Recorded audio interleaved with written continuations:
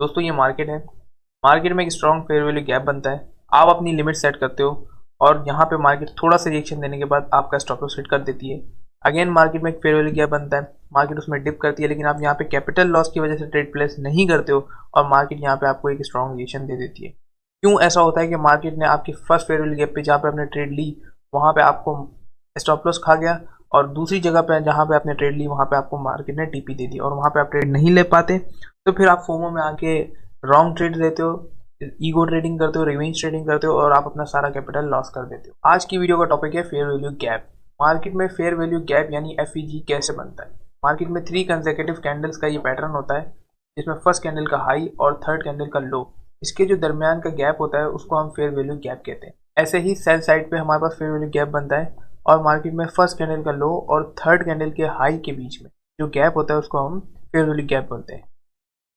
Unmitigated and mitigated fair value gap क्या होता है। ये मार्केट है, यहाँ पे एक फेयर वैल्यू गैप बना। अब ये मार्केट में फेयर वैल्यू गैप जो बना है इसको हम अनमिटिगेटेड फेयर वैल्यू गैप कहेंगे। अब मार्केट में इस फेयर वैल्यू गैप में टैप किया, इसमें डिप किया, अब ये फेयर वैल्यू गैप हो गया है mitigated fair value gap.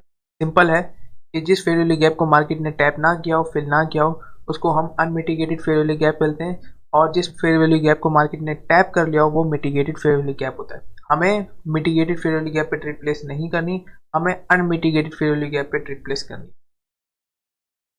Again market में इस तरीके से 2 फेयर वैल्यू गैप बनते हैं।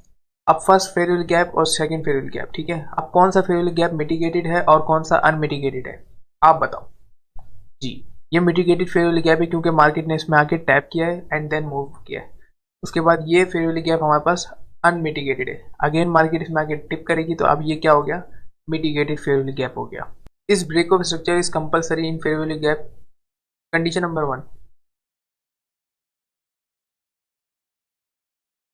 कंडीशन नंबर 2,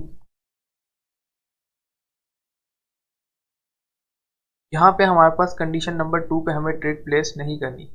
यहाँ पे हमारे पास फेयर वैल्यू गैप बनता है और यहाँ पे हमें ट्रेड प्लेस नहीं करनी क्योंकि यहाँ पे हमारे पास एक ब्रेक ऑफ स्ट्रक्चर नहीं हुआ। हमें कंडीशन नंबर 1 पे ट्रेड करना है क्योंकि यहाँ पे हमारे पास ब्रेक ऑफ स्ट्रक्चर हुआ है। ब्रेक ऑफ स्ट्रक्चर हमें ये कंफर्म करता है कि यहाँ पे जो बाइंग मोमेंटम है वो स्ट्रॉन्ग है, बायर स्ट्रॉन्ग है। अब हमारे पास यहाँ पे फेयर वैल्यू गैप बनते हैं। अब हमें कौन से फेयर वैल्यू गैप से ट्रेड प्लेस करनी है वो अगले टॉपिक पे समझते हैं। डिस्काउंटेड फेयर वैल्यू गैप, ये मार्केट है, यहाँ पे एक फेयर वैल्यू गैप बना, यहाँ पे एक फेयर वैल्यू गैप बना और यहाँ पे एक फेयर वैल्यू गैप बना। अब हम कौन से फेयर वैल्यू गैप से ट्रेड करेंगे, हम करेंगे डिस्काउंटेड फेयर वैल्यू गैप से। लेकिन उसके लिए हमारे पास फेयर वैल्यू गैप से ट्रेड करने के लिए हमारे पास जो फर्स्ट कंडीशन है वो ये है कि हमें मार्केट में ब्रेक ऑफ स्ट्रक्चर चाहिए। ब्रेक ऑफ स्ट्रक्चर के बाद हम अपने प्रीमियम और डिस्काउंट एरिया मार्क करेंगे। ये हमारा डिस्काउंट जोन है और ये हमारे पास प्रीमियम जोन है। हम बाय साइड की ट्रेड लेंगे तो हमारे पास डिस्काउंट एरिया में हमारी ट्रेड बनेंगी और जो हम सेल साइड की ट्रेड लेंगे वो हमारे पास प्रीमियम एरिया में बनेगी। याद रखिएगा दोस्तों, आईसीटी के जितने भी टूल्स हैं वो हम प्रीमियम और डिस्काउंट एरिया में जब फाइंड करेंगे। अगर हम बाय साइड की ट्रेड लेंगे तो हमें डिस्काउंट जोन में हमें ट्रेड टूल्स फाइंड करने, और अगर हम सेल साइड की ट्रेड लेंगे तो हमें प्रीमियम एरिया में फाइंड करनी है, ठीक है। अब यहाँ पे हम सेकंड फेयर वैल्यू गैप से भी ट्रेड नहीं लेंगे, हम लेंगे थर्ड फेयर वैल्यू गैप से ट्रेड, ठीक है। मार्केट हाई इसमें डिप किया एंड देन जब हमारे पास यहाँ पे डिप करेगी मार्केट, यहाँ पे हम अपनी एक ट्रेड प्लान कर सकते हैं। प्रीमियम फेयर वैल्यू गैप क्या होते हैं। प्रीमियम फेयर वैल्यू गैप जो हमारे पास सेल साइड की ट्रेड के लिए बनते हैं उनको हमें कैसे ट्रेड करना है। सबसे पहले हमें मार्केट कंडीशन देखनी है और यहाँ पे हमारे पास फेयर वैल्यू गैप बने और ये हमारे पास ब्रेक ऑफ स्ट्रक्चर हो गया, ठीक है। Break of structure is compulsory in fair value gap trade, okay. And then हम यहाँ पे अपने प्रीमियम और डिस्काउंट जोन लगाते हैं और यहाँ पे हम थर्ड फेयर वैल्यू गैप से ट्रेड करते हैं क्योंकि ये फेयर वैल्यू गैप हमारे पास प्रीमियम एरिया में बन रहा था। एंड देन यहाँ से मार्केट एक अच्छा मूव देती है। कॉन्सिक्वेंट इंक्रोचमेंट, कॉन्सिक्वेंट इंक्रोचमेंट क्या होती है। ये मार्केट में फेयर वैल्यू गैप बनता है और इस फेयर वैल्यू गैप की जो मिड लाइन होती है उसको हम कहते हैं कॉन्सिक्वेंट इंक्रोचमेंट। यहाँ पे हमारे पास इसको बोलते हैं सीई। अब यहाँ पे मार्केट में एक कॉन्सिक्वेंट इंक्रोचमेंट कैसे मार्क करना है और कैसे ट्रेड बनेगी उसको देख लेते हैं। यहाँ पे मार्केट ने एक फेयर वैल्यू गैप बनाया, उसके सीई एरिया पे मार्केट ने डिप किया और यहाँ से मार्केट एक्सपेक्ट करेगी कि एक स्ट्रॉन्ग रिएक्शन दे दे। अगेन मार्केट ने एक फेयर वैल्यू गैप बनाया और मार्केट में कॉन्सिक्वेंट इंक्रोचमेंट बनाने के बाद मार्केट ने इस कॉन्सिक्वेंट इंक्रोचमेंट में टैप करके इसके ऊपर क्लोज कर दिया। देन मार्केट में एक्सपेक्ट करेगा मार्केट एक्सपेक्ट करेगी कि अपना बुलिश मोमेंटम कंटिन्यू रखे और एक स्ट्रॉन्ग रिएक्शन दे दे।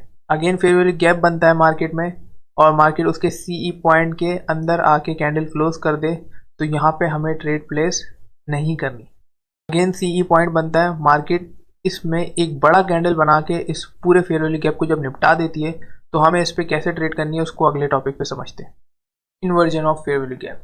मार्केट में ये फेयर वैल्यू गैप बनता है, सीई पॉइंट मार्क किया, मार्केट में एक बड़ा कैंडल इस पूरे फेयर वैल्यू गैप को खा जाता है, ग्रैब कर लेता है और यहाँ पे ढूंढेंगे फिर अगर मार्केट में हम बाय साइड के फेयर वैल्यू गैप को मार्केट ने इन्वर्जन किया तो हम यहाँ पे अब ट्रेड प्लेस करेंगे सेल साइड के फेयर वैल्यू गैप से और यहाँ पे हम सेल साइड की ट्रेड प्लान करेंगे। बीसी कौन सा फेयर वैल्यू गैप होता है? बाय साइड के जितने भी फेयर वैल्यू गैप होते हैं उनको हम बीसी फेयर वैल्यू गैप कहते हैं। अब इसमें हमारे पास दो तरीके के फेयर वैल्यू गैप बनते हैं और भी कंडीशन होती है। बीसी फेयर वैल्यू गैप हम उसी फेयर वैल्यू गैप को बोलेंगे जो बाय साइड के लिए बना है। तो यहाँ पे दो कैंडल बाय की है, एक रेड कैंडल है तो हमारे पास ये भी बीसी फेयर वैल्यू गैप है और यहाँ पे हमारे पास ये कंडीशन भी बीसी फेयर वैल्यू गैप की बन रही है। सीबी कौन सा फेयर वैल्यू गैप होता है? सीबी वो फेयर वैल्यू गैप होता है जो सेल साइड के लिए बनता है और sell side fair value gap को हम सीबी फेयर वैल्यू गैप कहते हैं।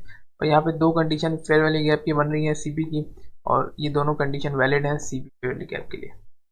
How to trade high time frame fair value gap. High time frame fair value gap को हम कैसे मार्क करेंगे और उस पर कैसे ट्रेड प्लेस करेंगे। High time frame fair value gap को जैसे अगर हम 4 आवर टाइम फ्रेम के फेयर वैल्यू गैप को मार्क कर लेते हैं, ठीक है, और यहाँ पे हम अपना लोअर टाइम फ्रेम पे आ जाते हैं। मार्केट में इस तरीके से हमारे पास लोअर टाइम फ्रेम पे 4 आवर का एफवीजी मार्क हुआ है। अब मार्केट जब इस एरिया में डिप करती है, इसके सीई पॉइंट से ऊपर क्लोज करती है एंड देन हम यहाँ पे ट्रेड प्लेस नहीं करेंगे, हम वेट करेंगे मार्केट में ब्रेक ऑफ स्ट्रक्चर का, यानी रियल एमएसएस हमारे पास हो, मार्केट स्ट्रक्चर शिफ्ट हो एंड देन हम उस मार्केट स्ट्रक्चर के शिफ्ट होने के बाद हम इस फेयर वैल्यू गैप से ट्रेड प्लेस करेंगे और यहाँ पे हम इसके सीई पॉइंट के ऊपर मार्केट ने कैंडल ने क्लोज किया, यहाँ पे हम अपनी लिमिट सेट करेंगे और यहाँ पे हम अपना टीपी लगाएंगे और मार्केट एक स्ट्रॉन्ग रिएक्शन दे देगी। अब यहाँ पे हमारे पास high time frame to lower time frame shifting के हमने रूल्स बनाए हैं। 1 डे अगर टाइम फ्रेम पे अगर आपको हाई टाइम फ्रेम है तो आपका जो लोअर टाइम फ्रेम होगा 1 आवर का होगा। 4 आवर का जो आपका हाई टाइम फ्रेम है तो आपको 15 मिनट का लोअर टाइम फ्रेम होगा और अगर 1 आवर का आपका हाई टाइम फ्रेम है तो 5 मिनट का आपका लोअर टाइम फ्रेम होगा। Which fair value gap gonna work in a leg. ये मार्केट है, अब इस पे हम अपने जितने भी प्रिंसिपल हमने समझे हैं फेयर वैल्यू गैप पे ट्रेड करने के लिए उनको हम यहाँ पे अप्लाई करते हैं और हम देखते हैं कि किस तरीके से हमारी ट्रेड प्लान होती है। मार्केट में सबसे पहले हमारे पास इंपॉर्टेंट होना चाहिए ब्रेक ऑफ स्ट्रक्चर। क्या यहाँ पे मार्केट ने ब्रेक ऑफ स्ट्रक्चर किया है? जी बिल्कुल किया है। मार्केट में हमें ढूंढने हैं अनमिटिगेटेड फेयर वैल्यू गैप, यानी मार्केट में जो फेयर वैल्यू गैप है वो मिटिगेटेड है या अनमिटिगेटेड है। ठीक है, यहाँ पे हमारे पास 3 फेयर वैल्यू गैप बन रहे हैं। इन तीनों में से हम कौन से फेयर वैल्यू गैप पे ट्रेड करेंगे मैं पहले ही आप लोगों को सब कुछ सिखा चुका हूँ।